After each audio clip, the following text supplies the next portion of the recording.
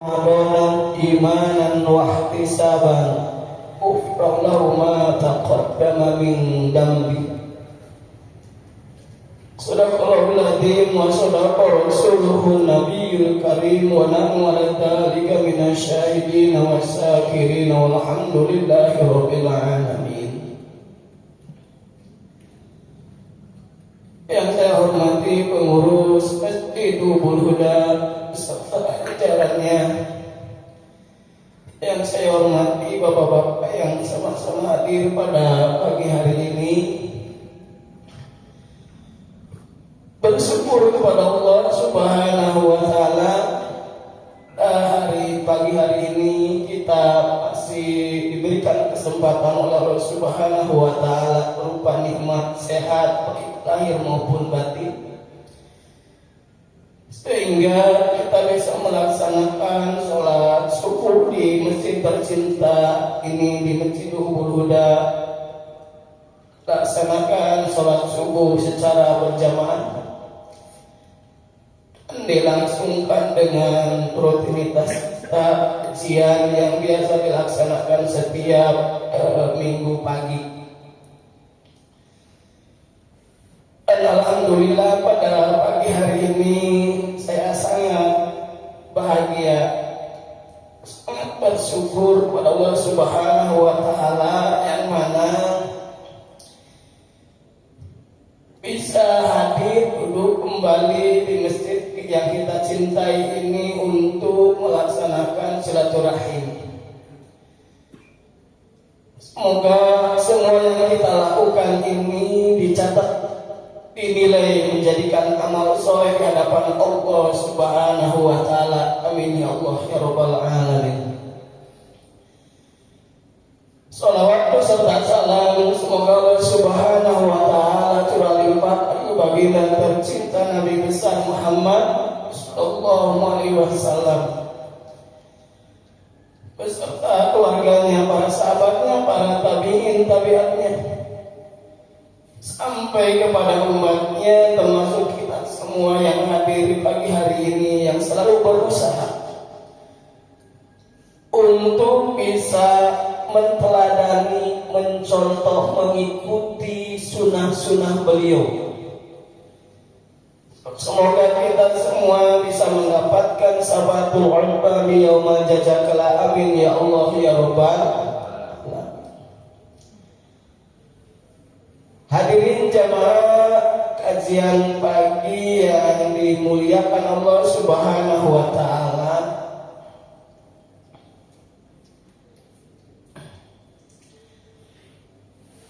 Alhamdulillah kita masih diberikan umur panjang sehingga kurang dari 2 pekan lagi kita akan melaksanakan yang dinamakan ibadah saum di bulan suci Ramadan. Bersyukur kepada Allah Subhanahu wa taala yang telah memberikan kesempatan kepada kita. Semoga umur kita sehat walafiat jasmani rohani kita, sehingga Allah mengabulkan doa-doa kita yang kita lantunkan, yang kita panjatkan di setiap saat, terutama di selesai sholat maktubah. Ketika bulan Ramadan, bulan Rajab tiba, maka kita dianjurkan untuk membacakan sebuah doa sebagaimana yang dicontohkan oleh Rasulullah sallallahu alaihi wasallam. Masih hafal doanya, Pak? Doa yang dicontohkan Rasul ketika tibanya bulan Rajab. Masih hafal? Cuman yang itu entah gitu. Maka Rasulullah sallallahu alaihi wasallam selalu membacakan doa Allahumma barik lana fi Rajab wa sya'bana wa balighna Ramadan. Itulah salah satu doa yang dipanjatkan oleh Rasulullah SAW dan sunnah bagi kita untuk bisa mengikutinya, untuk selalu membacakan doa tersebut ketika ketika bulan Rajab tiba. Yang artinya kita meminta kepada Allah, memanjatkan kepada Allah di sebuah doa tersebut, minta keberkahan di bulan Rajab dan di bulan Sya'ban juga. Semoga Allah Subhanahu wa taala mengabulkan, memberikan kesempatan kepada kita agar kita diberikan umur yang panjang, sehat walafiat, sehingga kita sampailah kepada bulan suci Ramadan untuk bisa melaksanakan ibadah yang mana ibadah di bulan tersebut Allah lipat gandakan kebaikannya.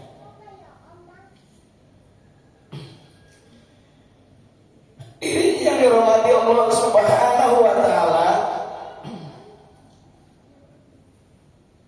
Dalam pertemuan ini saya diberi tema atau judul persiapan menuju bulan suci Ramadan.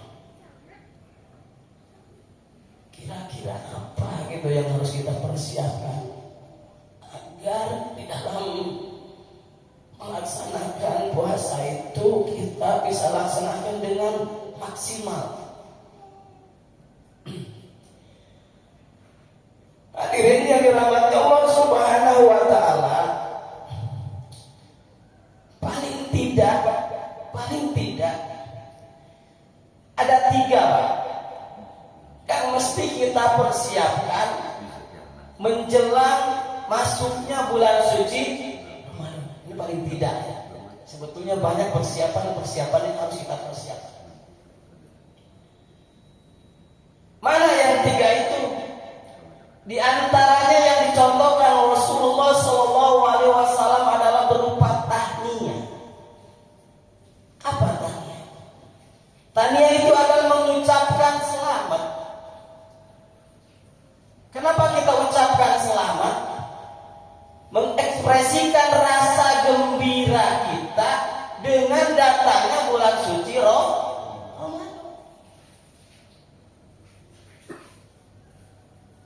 Dan rasa tahniyah ini dicontohkan oleh Rasulullah SAW melalui sabda Rasulullah SAW sebagaimana yang disampaikan di salah satu hadisnya,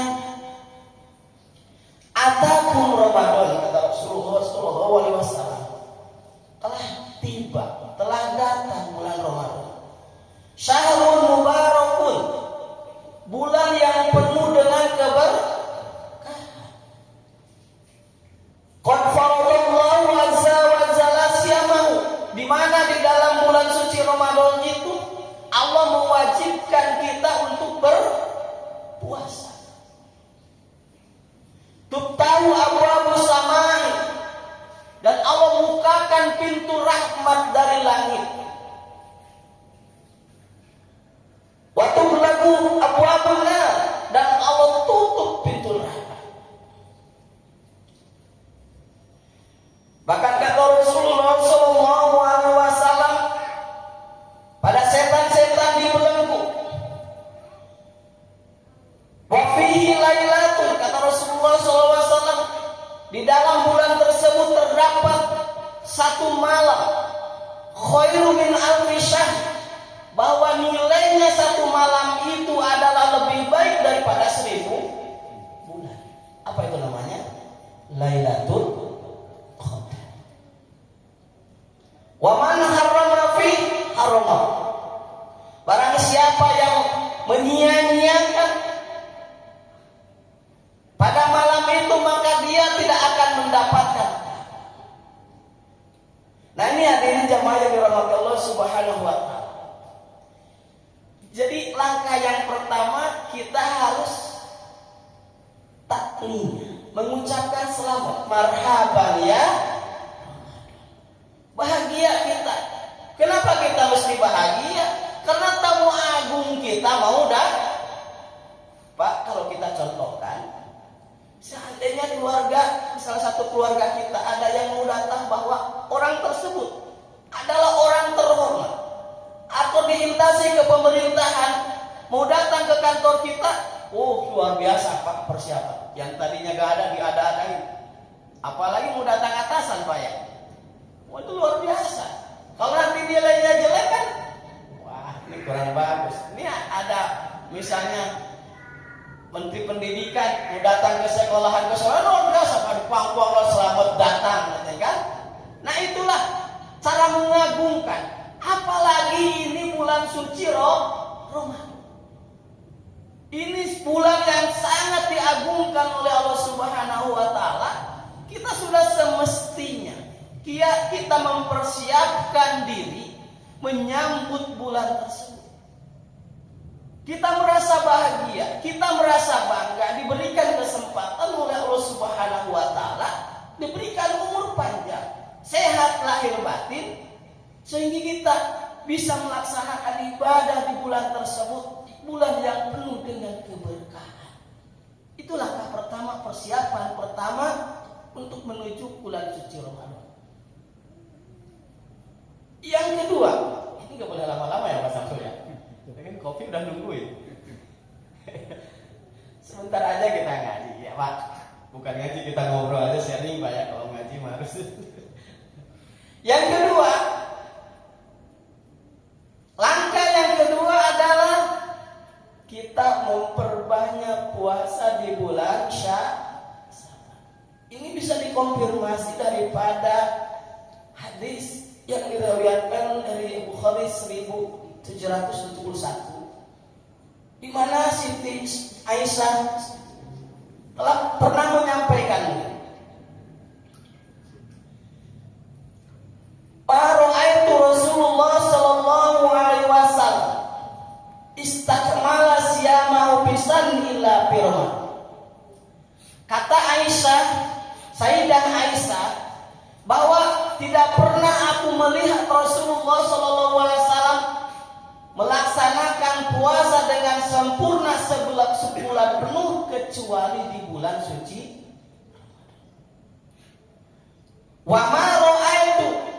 Dan kata Siti Aisyah, Sayyidah Aisyah, dan saya tidak pernah melihat Rasulullah SAW aksaru siyamahu minhu illa bisya. Dan tidak pernah saya melihat Rasulullah SAW berpuasa sebanyak di bulan Sya'ban. Jadi Rasulullah sebelum datangnya bulan suci Ramadan itu, bulan Sya'ban itu udah pemanasan. Memperbanyak, yang biasanya Senin Kamis tambah. Biasanya kan kalau kita Senin Kamis coba si Habian gitu kan, biasanya tanggal berapa? 11. Nah, 13, 14 sampai Yaumul Abiyah kan. Nah, atau kita mungkin puasa Daud, 1 hari puasa, 1 hari buka. Boleh. Gitu kan? Nah, Rasulullah SAW kalau di bulan-bulan yang lain puasanya biasa-biasa saja. Tapi kalau menginjak di bulan Sya'ban, puasanya lebih diperbanyak. Kalau kita timnas itu biasa Pak, apa namanya Pak? Ya. Jadi sebelum tanding itu kan diasah dulu Pak ya, supaya tadi nanti benar gitu. Kalau tiba-tiba main nanti keren kan, kejang-kejang nanti di lapangan Pak. Nah ini adalah yang dicontohkan Rasulullah SAW sebagaimana yang disampaikan Sayyidatu Aisyah. Jadi kata Aisyah, saya tidak pernah melihat Rasulullah SAW berpuasa dengan sebulan penuh kecuali di bulan. Jadi jangan mentang-mentang kuat Pak. Saya mau puasa Rajab 30 hari full saya puasa. Gak baik juga Pak. Jadi berlebih-lebihan. Ini sebetulnya keluar daripada tuntunan Rasulullah SAW. Di bulan Sya'ban pun Rasul tidak penuh. Tapi kalau dibandingkan dengan bulan-bulan sebelumnya, bahwa di bulan Sya'ban itulah Rasul lebih banyak berpuasa sunnah. inilah langkah yang kedua untuk persiapan kita sebelum atau menjelang datangnya bulan suci Ramadan. Agar gak kaget nanti Pak Bro. Yang biasa pagi ngopi gitu kan. Kalau udah pemanasan jadi enak Pak. Biasa ngopi tuh pagi-pagi kan lupa ntar Pak. Pak Bintar lupa lagi. Mah kopi mah ya. Bulan apa ini? Kalau udah pemanasan jadi kita udah ancang-ancang gitu loh Pak. Inilah yang dicontohkan oleh Rasulullah Sallallahu Alaihi Wasallam.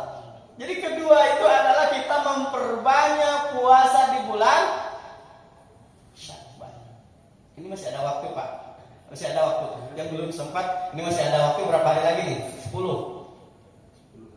Kurang lebih 10 hari lagi, 2 pekan, gak nyampe 2 pekan lagi, insya Allah kita ada berpuasa. Maka masih ada waktu. Senin, Kamis, tambahlah. Senin puasa, Selasa buka, Rabunya. Jadi usahakan dalam 10 hari ini yang belum, atau yang sudah, alhamdulillah saya sudah dari 20 hari yang sudah lewati, udah puasa misalnya 11 hari, alhamdulillah, istiqomah. Karena itu yang dicontohkan Rasulullah SAW. Insya Allah nanti kita gak kaget lagi. Di samping sunnah dan perut kita sudah terbiasa Pak. Sudah terbiasa. Langkah yang ketiga semenjelang kita puasa di bulan suci Ramadan adalah kita memberikan pemahaman tentang ibadah di bulan suci Ramadan. Banyak Pak. Di samping kita berpuasa, ada ibadah-ibadah yang lainnya. Nah ini kita sudah persiapkan. Bagaimana tata cara kita berpuasa. Dan siapa-siapa aja yang wajib berpuasa. Dan apa-apa aja yang membatalkan puasa. Nah semestinya kita paham. Kalau nggak tahu nanti kita labrak semua. Kalau paham di situ ada jembatan, udah hati-hati Pak. Di situ ada lampu merah tuh, hati-hati kita. Kalau nggak tahu kita terabas aja. Nah ini sama Pak. Jadi bagaimana kita agar kita bisa mendapatkan puasa yang maksimal, yang sesuai dengan tuntunan syariahnya, yang mestinya seperti melalui majlis-majlis taklim ini adalah cara untuk kita memahami ritual ibadah yang kita akan laksanakan selama bulan suci Ramadan, agar kita bisa mendapatkan ibadah yang paling tidak Pak, paling tidak kita itu sesuai dengan ilmu fikihnya. Coba tanya Ustaz, ada berapa rukun puasa? Surutu sihati saumi ada berapa? Tabtulu asaumu yang membatalkan kepada puasa ada berapa? Jangan-jangan yang kita batal nanti kita labrak juga kan? Lapar mah iya gitu kan. Itu secara dohiriyah Pak. Karena gini Pak, yang puasanya sah menurut ilmu fikih belum tentu diterima oleh Allah Subhanahu wa taala. Apalagi yang tidak sah. Oh gitu ya? Iya Pak. Kan ini bisa kita konfirmasi dari hadis Rasulullah sallallahu alaihi wasallam. Kamin soimin laisa lahu jaza min siyami ila jum'wal. Berapa banyak hambaku umatku yang berpuasa kata Rasulullah sallallahu alaihi wasallam, tetapi dia tidak mendapatkan apa-apa daripada puasanya kecuali hanya lapar dan haus. Kenapa itu? Padahal puasanya benar Pak. Paginya sahur, bukanya nanti habis maghrib. Kenapa itu? Karena dia tidak bisa menjaga lisannya dari gibahnya, tidak bisa menjaga hatinya dari hasudnya, irinya. Jadi yang mesti kita jaga bukan hanya dohiriyah itu secara ilmu tasawuf. Secara ilmu fikih sah, rukunnya, syaratnya, yang membatalkannya kita hindari. Kok ternyata masih banyak kata Rasulullah SAW yang ibadah puasanya hanya bisa mendapatkan haus dan apa? Ternyata yang bisa membatalkan pahala daripada ibadah saum atau mungkin ibadah-ibadah yang lainnya adalah dari mulut kita. Kalau sekarang bukan mulut lagi kayaknya Pak Samsul ya. Dari jari jemari mencaci orang melalui tangan-tangan kita. Bahkan yang dicaci maki dengan jari jemari kita bukan hanya orang yang di depan kita. Orang pun yang jauh di sana itu bisa kita caci maki, Pak. Yang susah untuk kita meminta maafnya. Betul ya, Pak, sekarang? Jadi kalau dulu ngomongin orang hanya ngomongin tetangga dan kedengaran sama tetangga. Kalau sekarang kagak, lebih daripada itu, Pak. Dosanya lebih susah untuk kita minta maaf kepada orang tersebut. Jadi lisannya diem, Pak, tapi tangannya yang main. Menggunjing, menggibah, mencaci maki. Nah ini selama bulan puasa, bukan berarti nanti setelah bulan puasa kita bulan itu. Artinya selama bulan puasa, kalau puasa kita ingin diterima oleh Allah Subhanahu wa Ta'ala, di samping kita benar syarat dan rukunnya, tapi kita harus bisa menjaga lisan kita, menjaga hati kita, agar tidak termasuk dengan apa yang disampaikan oleh Rasulullah Sallallahu Alaihi Wasallam. Kamin soimin. Berapa banyak orang yang berpuasa, laisa lahu jazaa min siyami. Mereka tidak mendapatkan balasan apa-apa dari puasanya ilal ju' wal atas, kecuali hanya lapar dan naudzubillah. Nah ini persiapan inilah langkah kita sebelum masuk di bulan suci. Pertama kita ucapkan marhaban ya.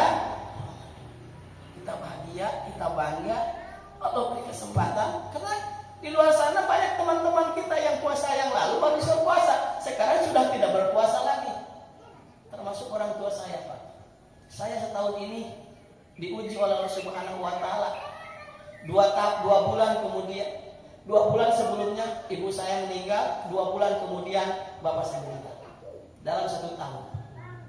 Jadi bulan keempat bapak meninggal, ibu meninggal, bulan ke-6 bapak meninggal. Luar biasa, Pak. Mereka tidak bisa berpuasa, Pak. Puasa yang lalu masih bisa berpuasa, kita pulang masih bisa bersalaman, Pak. Saya pulang masih bisa bersalaman. Habis olah itu, bahkan saya Idul Fitri di kampung masih bisa bersalaman. Tahun ini itulah umur, Pak.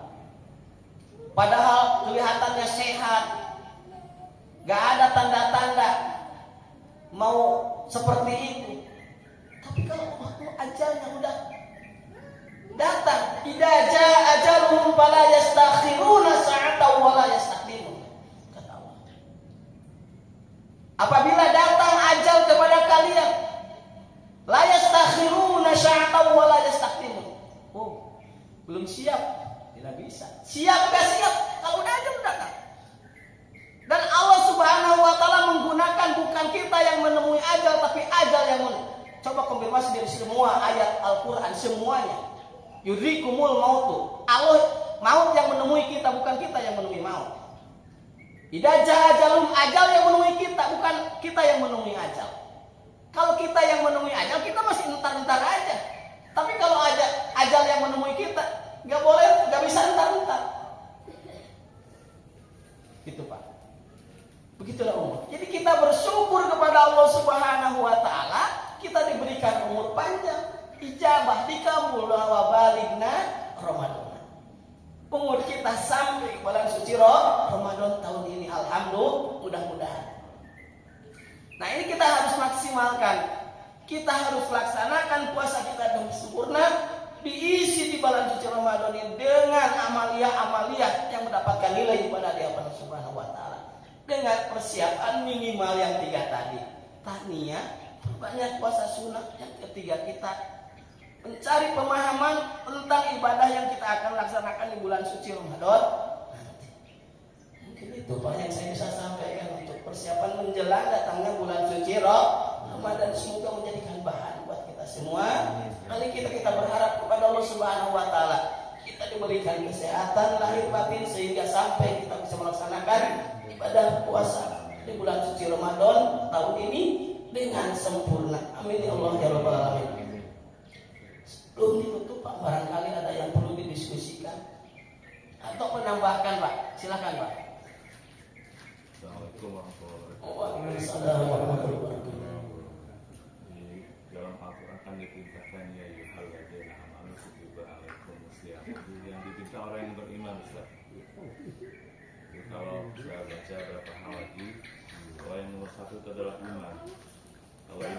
bagus maka amalnya bagus. Tapi kalau imannya nggak bagus maka amalnya nggak bagus.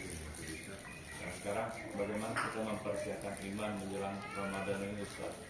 Karena di Ustaz katakan tadi walaupun kita berpuasa kalau kita masih membujingkan orang, artinya dia berpuasa tapi tanpa iman. Yang saya tanyakan bagaimana kita menyiapkan iman kita menjelang puasa. Terima kasih. Assalamualaikum warahmatullahi wabarakatuh. Baik, Pak. Terima kasih Pak, pertanyaan satu biasa. Jadi begini Pak, di dalam rukun ilmu fikih itu salah satu sah melaksanakan puasa itu harus wajib melaksanakan puasa itu harus Islam, ya kan? Islam berarti dalam iman ya kepada Allah Subhanahu Wa Taala. Pertanyaannya bagaimana mempersiapkan iman kita agar kita bisa mendapatkan puasa dengan ini kita rujuk dalam hadis Rasulullah SAW, man soma Ramadana imanan wa tisaban ufil lahu ma taqaddama min. Di dalam salah satu hadis itu dalam penjelasan dalam kitab Tanbihul Mufilin yang dimaksud daripada imanan di situ adalah kita meyakini, kita mempercayai bahwa adanya pahala puasa yang Allah berikan. Itu salah satu memancing Pak, bahwa kita puasa kita yang kita laksanakan ini bukan hanya sekedar puasa, tetapi ada pahala yang luar biasa yang dijanjikan oleh Allah Subhanahu Wa Taala, dan kita harus yakini seyakin-yakinnya. Bahkan kata di hadis yang lain, wa ana ajajibi, saya sendiri yang akan membalasnya. Karena puasa ini kan silent Pak. Jadi silang bisa aja orang pura-pura berpuasa, tetapi kenyataannya tidak puasa. Allah tahu. Kalau sholat kan kelihatan Pak. Berangkat dari rumah ke masjid kelihatan dia lagi mau sholat, kan? Kalau ibadah haji, ada wali waktu safalnya, ketahuan dia mau haji mau berangkat ada walimatul sahur Pak. Gak ada kan orang mau melaksanakan puasa terus ngadain acara dulu, gak ada kan Pak ya? Ini sangat rahasia yang tahu hanya diri kita sama Allah Subhanahu Wa Taala, dan yang tahu itu dibalas apa tidaknya hanya Allah yang. Bagaimana caranya untuk memperkuat keimanan kita? Keimanan yang tadi dibilang, yang disampaikan dalam Tanbihul Mufilin, di antaranya harus meyakinkan keimanan kita bahwa puasa yang kita laksanakan itu adalah ada pahala yang besar yang akan dibalas oleh Allah Subhanahu Wa Taala. Kalau ibadah yang lainnya itu ada lipat ganda Pak, sampai 700 kali lipat. Tapi kalau puasa unlimited Pak, kata Allah. Itu luar biasa Pak. Nah ini adalah salah satu pemicu untuk memuatkan keimanan kita, keyakinan kita agar sungguh-sungguh melaksanakan puasa. Yang kedua, wahtisaban. Penjelasan dari kitab Tanbihul Mufilin yang dimaksud wahtisaban itu kita melaksanakan puasa itu adalah hanya karena Allah, bukan karena yang lain. Termasuk ibadah-ibadah yang lain juga sama sebetulnya. Tetapi dalam hal puasa ini jangan sampai malu sama istri misalnya. Puasa ini karena istri saya taat misalnya. Saya nggak boleh saya tapi jadi puasa gitu kan Pak. Kayak anak misal Pak, nah puasa ya, nanti kalau lebaran dibeliin baju baru dia puasa Pak. Itu anak-anak Pak.